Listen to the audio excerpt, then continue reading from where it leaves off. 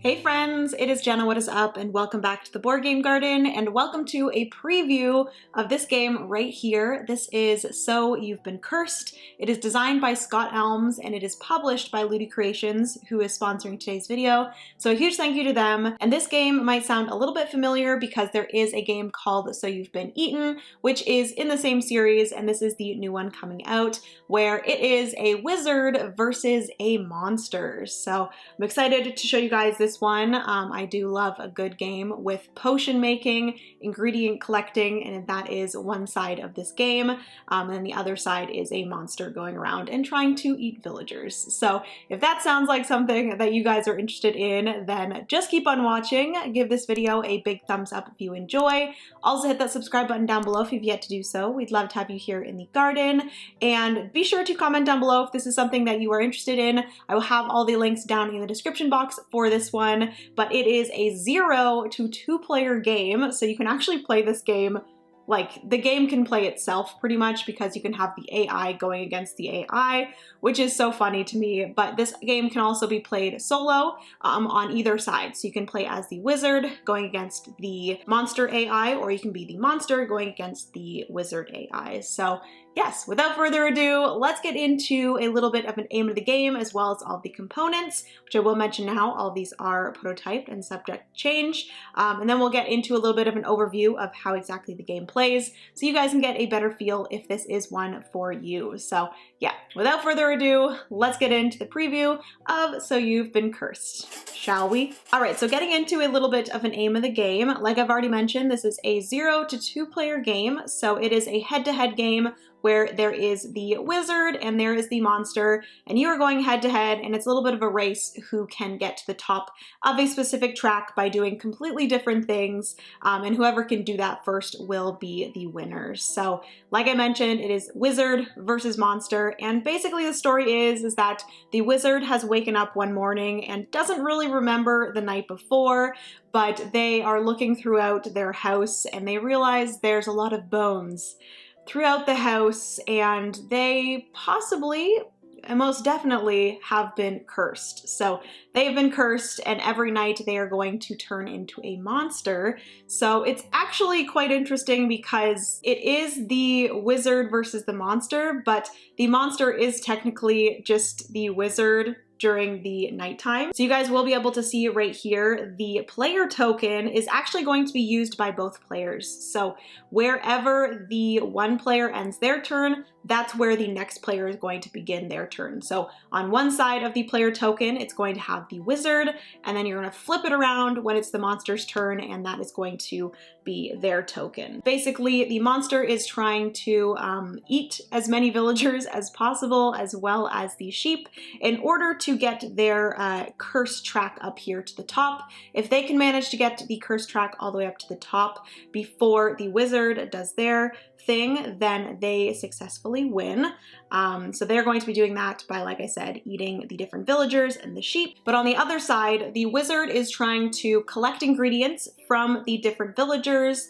They are trying to get money to then pay the villagers for these ingredients. They're trying to brew the potions and then get up this potion track all the way up to the top. This is the cure track. So you're trying to find a cure for this curse that has been set upon you. And if you are able to, as the wizard, get all the way up to the top first of the cure track, then you will win. So like I said, it is a race for these two tracks, the curse track as well as the cure track, in order to determine who is the winner. And like I did already say, you can play this solo, either as the monster against the possessed wizard, or you can play the wizard against the rabid monster. And then you can play it 0 players by having the rabid monster play against the possessed wizard. So yes, that is everything for the aim of the game. Let's get quickly into a little bit of an overview of all of the components that I have in front of me here. So this is, I will point out, the collector's edition of So You've Been Cursed, but I believe there will be a retail edition of this one as well. I will have all the links down below so you guys can go and check out the campaign. see if it's something that you want to back over there. But we have the main board here in the center. Each player is going to be playing on one side or the other. I'm sitting here as the monster, and then you actually as a player are the wizard. So it's going to be, you know, head to head like I've mentioned, and this is the board that both players will be focusing on. There are a bunch of different house spaces numbered 1 to 20, and you at the beginning of the game are randomly taking villagers out of the bag, placing them onto those 20 spaces, and then there's also spaces for these town guards, which the monster is going to have to pass and have some kind of negative effects to them by passing those and going into the different districts, which there are, I believe, 4 different districts here. You have this district here, this green up here, the yellow here, and the orange here. In each of those districts, the wizard is going to be able to freely move in each district, but in order to move from district to district, the wizard is going to have to pay some money to hire a carriage. And then the monster, like I said, is going to have to make their way through these town guards in order to go from district to district. So yeah, that is the main board here. Also on your right side of the main board, you have the panic track. So this is connected to the monster, and the more that you eat villagers, the more this panic track is going to go up. So obviously the town and the village is discovering that people are going missing. It's going up, and the higher on the panic track you go, there's going to be some kind of positive things that are going to be unlocked for the wizard. So as the monster, you are trying to keep this panic track down, but we will get fully into exactly the rules for that. But that is the panic track. You also have, like I said, over here, the monster board. So the monster has 3 stomachs that you're going to be, like I said, eating these different villagers and sheep and putting them into these stomachs. The monster is also going to be using these energy tokens, which they're like these little creepy eyeballs, and you can gain those by eating the villagers and the sheep, and then you are going to be spending them for different effects. So it's going to allow you to move more, discard spells that the wizard has put upon you, putting down the panic track like I mentioned, and then yeah, that is everything for the monster board. The monster also has some power cards. You're going to start with a hand of 4 power cards in your hand, and you're going to be able to play power cards against the wizard in order to have different effects and stuff like that. So the monster has those. Quickly over here, we have the rabid monster deck as well as the possessed wizard deck for the solo mode. We have the bag here with the remaining villager tokens. And then along the front here, we have some dice that will be rolled for various things. We have all of the different ingredients. There are 6 different colored ingredients and 6 different ingredients that go along with the associated villager. So that is kind of how the wizard is going to be gaining their ingredients, is going to the certain villagers, purchasing the associated ingredient from that villager. And then making those into potions. You have the energy tokens for the monster up here. We have some money, which the wizard will be using money in order to buy those ingredients. And then lastly, we have some sheep here. The sheep are going to be in the different pastures. There's 3 different pastures on the main board, and the sheep are some things for the monster to eat that simply just give the monster more energy. So it's a quick way for you to get some energy in order to use that energy on these specific actions like I mentioned. And then over here we have the wizard board that is facing you. The wizard, like I said, has the cure track, so it's going to be potions that are the same color as the different ingredients. You are going to be purchasing these ingredients from the villagers, like I said, putting them into your 3 little bags down here, and then brewing those into the potions to go up the cure track. And then if you get to the top, then you win the game. You also have money here, which the wizard is also going to be stealing some money, and that's where the D6 comes into play, and you're going to be able to steal money from the houses, which we'll get into. And then lastly, for the wizard, They also have a deck of cards here. These are their spell cards, and you're going to be able to spend ingredients as well in order to cast these spells onto the monster. There's going to be some instant spells. There's going to be some like ongoing abilities that you can cast upon them. And then, like I said, they can spend energy to get rid of them. So that is everything for the wizard over here. We also have the rule book for the solo mode, which I won't get too into the solo mode, but like I said, you can play solo as the monster or the wizard. And then also here we have some villager cards. So if you do not feel right about drawing the different villagers from the bag, because each villager is a different shape, so if you would prefer not to be able to kind of feel, most of the time when I'm drawing things out of the bag, I don't try to like stick around on like the feeling of each of them individually too long. I just grab them out, place them on.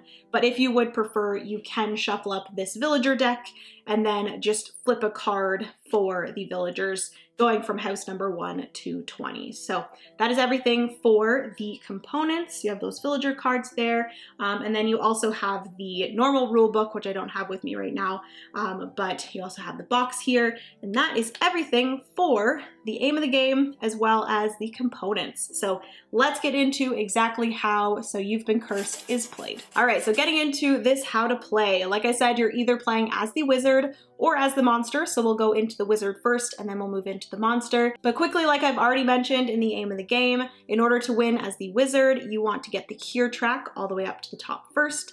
And in order to win as the monster, you want to get the curse track all the way up to the top to win. So with that being said, let's get into quickly how to play the wizard. So at the beginning of the wizard's turn, you are actually going to have a villager show up. So this step is actually skipped at the beginning of the game because there are no empty houses. But basically what's going to happen is you're just going to draw a new villager out of the bag, and then you're going to take the D20. You're going to roll that D20, and then whatever number is rolled, you're going to look for that house number.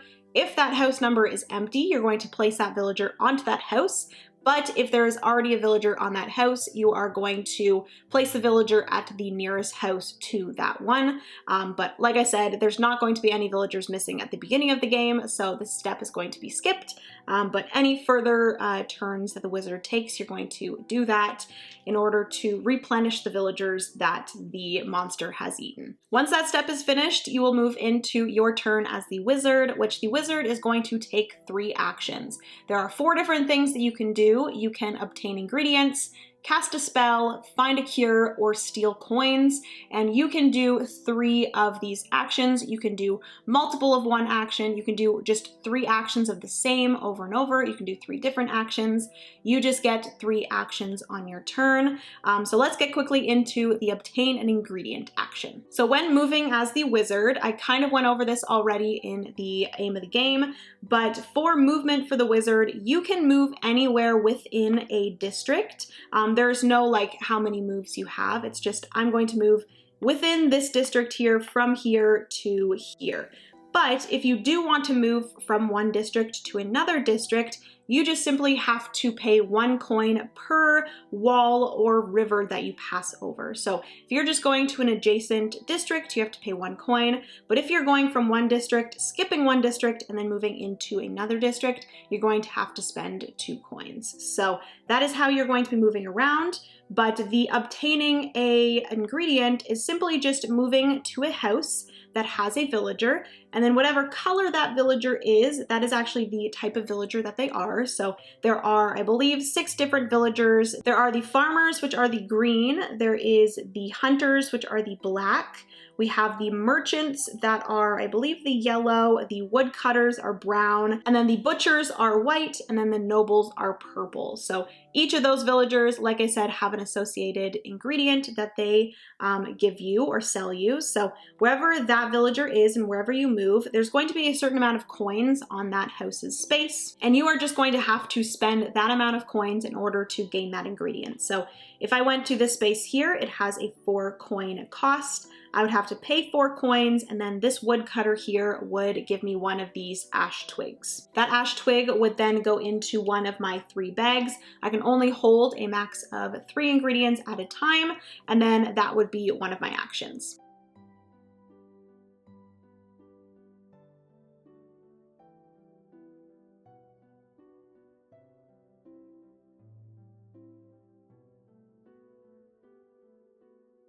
The next action you can perform, being the wizard, is casting spells. So like I mentioned, the wizard is going to have spell cards, and at the beginning of the game, both the wizard and the monster are going to start with 4 cards in their hand. The wizard has their spell cards and the monster has their power cards. So when playing the wizard, you're going to be able to cast spells as an action. So you're going to take one of the spell cards that are in your hand, and each spell card is going to require a certain ingredient, and then some spell cards are going to require you to be at a certain location. So these are going to then give you some either instant abilities. So once you have given the ingredient that is needed, that ingredient does need to be in one of your bags. You're going to discard that ingredient, and then you're going to be able to play that specific spell card. If it's instant, that thing is going to happen right away, but then there's also going to be some ongoing things that you're going to be able to play in front of you as an ongoing ability, or they're going to be something that is going to happen to the monster, an ongoing kind of effect for the monster. And then also for the spell cards, this is going to be one of the main ways that you're going to get your coins, because obviously you're going around spending a lot of money to get these ingredients from these different villagers. You are going to need a lot of money. So each spell card is going to have a certain amount of money that it is going to get you in the bottom right-hand corner. But yes, that is everything for the second action, which is casting a spell. The next action is another way to gain more coins, and that is stealing coins. So on this action, you're going to either go to an empty house. If you go to an empty house and take the steal coins action, you're just going to get 1 coin, and then that's going to be the action.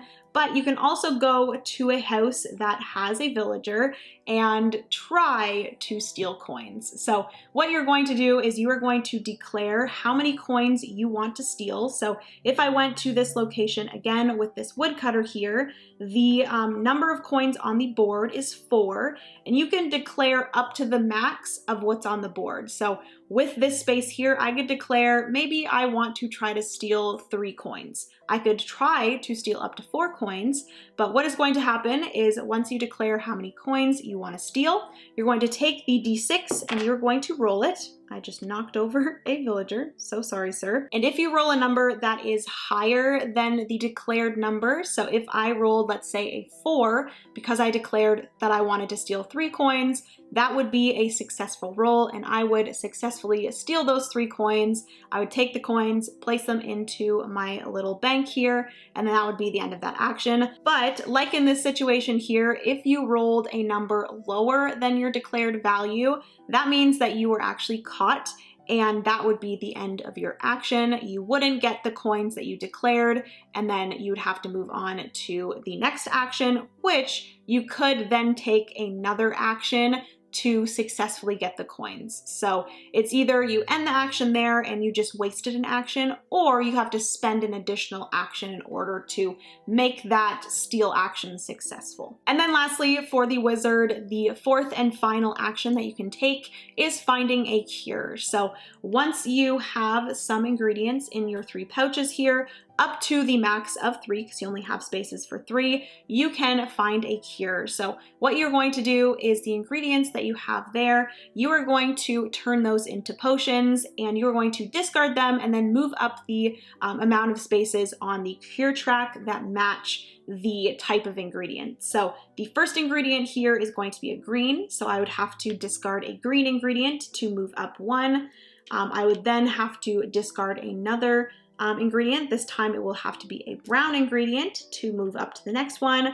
And then if I had one of the black ingredients, these wolf tooth or wolf fangs, I would discard one of those to move up a 3rd time. So you're really paying attention to what ingredients you'll need for the next potions on the cure track in order to move up the track as optimally as possible. And then to finish off the wizard's turn, you would simply draw back up to your hand limit of 4 cards. So if you did use a spell card or 2 on that turn, you would draw back up to your hand limit of 4, and then it would be the monster's turn. All right, so moving on to the monster's turn. So like I said, for the monster, the objective is to get your curse track all the way up to the top. And the way that you're going to be moving up the curse track is you're going to be going out and eating different villagers. Each villager is also going to gain you energy, which the energy is going to allow you to do some other things.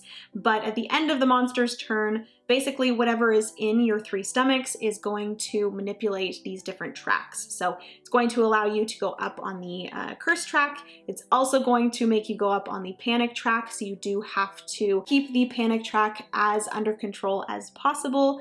And then once you reach the top of the curse track, if you are first, you will be the winner. So for the monster, unlike the wizard, there are 2 different types of turns that you can take. You can either take a quiet night turn, so this is kind of a little bit of a rest turn, or you can take a feeding turn where you're going to be moving and eating the different villagers. So let's quickly get into a quiet night. So with a quiet night, this, like I mentioned, is a little bit of a reset turn. So this will happen when the monster player feels like maybe the panic track is a little bit too high and they just need to rest and keep that panic track under control. So what is going to happen on a quiet night turn is no actions are going to be taken, but the curse track is going to have to be moved down one. So you are kind of taking 1 step down for your track in order to make it up to the top, but you will also be able to move the panic track down twice, which is really, really helpful. You'll also then be allowed to play a power card for free, so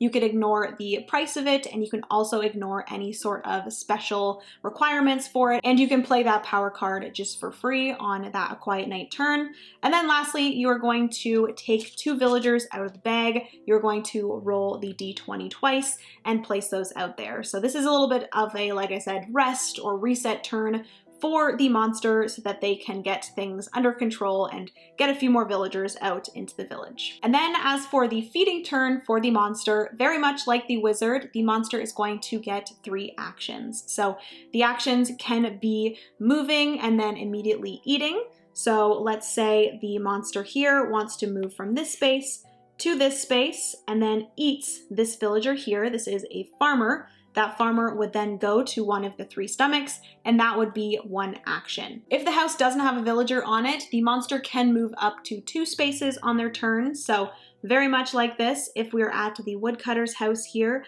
if I moved 1 to here and then 2 to here, that would still be 1 action, and then I'd be able to eat this butcher and then putting him into one of my 3 stomachs. That would be 1 action.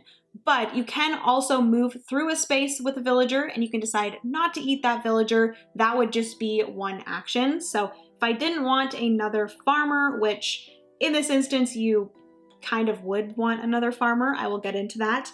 But for this example, you could actually move into this farmer's space. If I didn't want to eat that farmer, that would be 1 action. And then I would be able to move a 2nd action into this space here with this merchant. And then I would be able to eat that merchant for that 2nd action. Moving and eating is 1 action in itself, but if you do want to move through a space that does have a villager in it and not eat it, you can do that, but that would still equal 1 action, if that makes sense. Like I quickly mentioned in the aim of the game, if the monster does want to move into another district, there is going to be town guards that are either going to be on the walls or on the bridges of the river. So if they want to move from one space that is in a district to another space that is in another district, they are going to have to pick up the town guard here and look on the bottom. And this is going to be some sort of negative effect. Sometimes it will be that you have to pay an energy. This one here is actually that the panic track does go up 1 space, which is not great,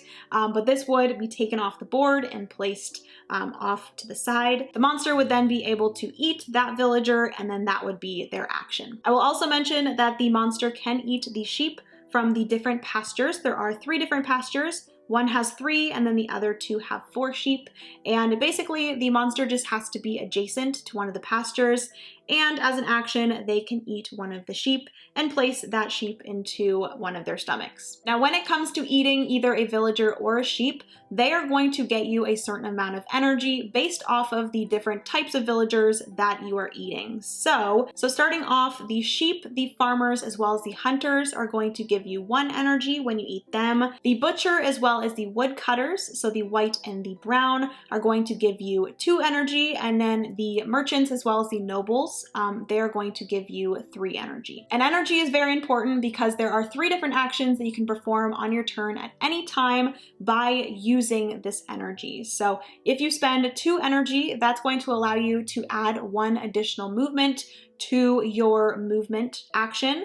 4 energy you can spend at any time in order to discard a spell card that the wizard has cast upon you. And then lastly, you can spend 6 energy in order to move the panic track down 1. And I do want to mention that the supply of energy tokens are a max of 9, so you can only have a maximum of 9 energy tokens at a time. So you are going to want to be spending these energy tokens quite often in order to do these abilities. But yes, that is what you're going to be doing with the energy. Moving on to the monster's power cards. So like I said, very much like the wizard, the monster is going to start with 4 power cards in their hand, and the power cards are going to require some things. So sometimes it'll be a certain amount of energy that is required, sometimes it's going to be a specific villager that is needing to be in one of your stomachs in order to perform it, and then sometimes there's even going to be a specific location that the monster needs to be in order to play that power card. And power cards can be played either before or after eating, and you are simply just going to place that down. These again are just going to be sometimes instant effects, and then sometimes they're going to be ongoing ability effects, and then there's also going to be some that are one time but whenever you would like. So you place them in front of you, and then at any time you can decide to use that one-time effect and then discard it from in front of you. So those are the different types of power cards. I'm not going to get into all of the different things, both for the spell cards and the power cards, but there are a bunch of various abilities, and in the rule book they do have a good index of all of the spell cards and all of the power cards. So that is another thing that the monster can do on their turn. And then lastly, for the monster's turn, at the end of their turn, you're going to look at the 3 stomachs, and whatever villagers or sheep that were digested are going to kind of determine different things that are going to happen. So for this example here, I have 3 different villagers and or sheep. The sheep is just discarded from the game. The sheep are mainly just to get you an energy, but they're not used for this digesting phase. So looking here, we have 2 villagers of 2 different colors, and basically that is just going to allow you to move the panic track down 1. These villagers would then be just placed into this bag here, and then that would be the end of their turn. But if you do have 2 of the same type of villagers in your stomachs, you are going to be able to move up the curse track. So that's going to be how you're moving up this curse track. So you're going to move up the curse track once, and then you're also unfortunately going to have to move up the panic track once as well. And then if you can manage to get 3 of the same villager in your stomach, that's going to allow you to move up the curse track twice, and you're going to have to move up the panic track twice as well. So yes, it is not good for the panic track to have the same villagers in your stomach, but that is ultimately going to be the way that you get up this curse track as quick as possible. So it's kind of this balance of going up the curse track as much as possible, but also not going up the panic track too much. So like I said, push and pull of that for the monster, but that's the end of their turn. You would then just discard the villagers that were in your stomachs. You would discard the sheep off to the side. The villagers would go back into the villager bag to then be taken out on subsequent turns. And then that would be the end of the game. So basically, if the monster reached the top of their curse track first, they would win. And then the wizard, if they reached the top of their cure track first, they would be the winner. All right, friends, so that is going to be everything for this preview of So You've Been Cursed. Definitely let me know how you feel about this one down in the comment section. A huge thank you to Ludi Creations for sponsoring today's video. If you guys enjoyed, please give this video a big thumbs up. Also hit the subscribe button down below if you've yet to do so. We'd love to have you here in the garden. Like I mentioned, I will have a few links down in the description box, whether you want to go and check out the So You've Been Cursed campaign, or if you just want to go see it over on BGG, anything like that. I'll have all the links down below to that. But yeah, I love you guys so much. Remember, you are somebody's reason to smile, and I will see you in the next board game video. Bye, friends.